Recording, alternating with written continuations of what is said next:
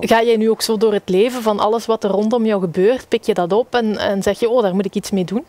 Ja, kijk, als je een comedian bent, en zeker zoals ik nu in eigenlijk een vreemd land optreed, dan moet je wel om je heen kijken van, hé, wat speelt er hier allemaal en kan ik daar iets mee doen? Ja. Je kunt niet hetzelfde doen als wat ik in Nederland doe. Dus ik moet het over jullie nieuwe minister-president hebben. Ik moet het over de stakingen van vandaag hebben. Ga je dat straks dan al verwerken in de show? Nou, als ik überhaupt hier de stad nu zo meteen uitkom. Hè, dat is al nog maar de vraag. Wie weet blokkeren ze hier wel de boel.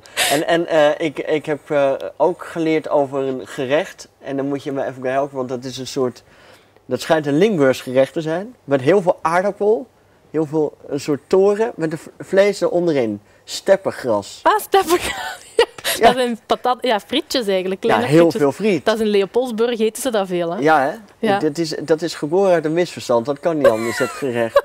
Tenminste, er is ook eens heel veel patat en heel weinig vlees. Ja. En dat hebben ze maar boven elkaar gegooid. Nou, dat soort dingen, dat zie je dan langskomen. Dan denk je, ja, hier moet ik iets mee. Ja.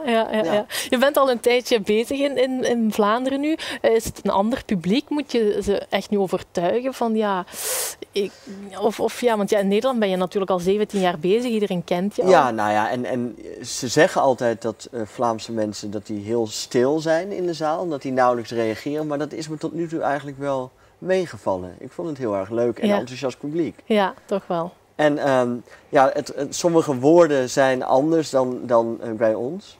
Dus ik heb bijvoorbeeld ooit in Gent moest ik optreden. En toen had ik een heel leuk stukje, vond ik zelf dan, hè, over de pré-maman.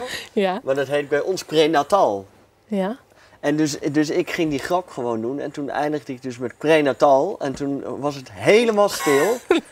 En dan begin je zo langzaam een beetje zo te zweten. En denk je, oh god, wat heb ik nou weer gezegd? Ja. Maar het bleek dat het een totaal ander woord was. Ja.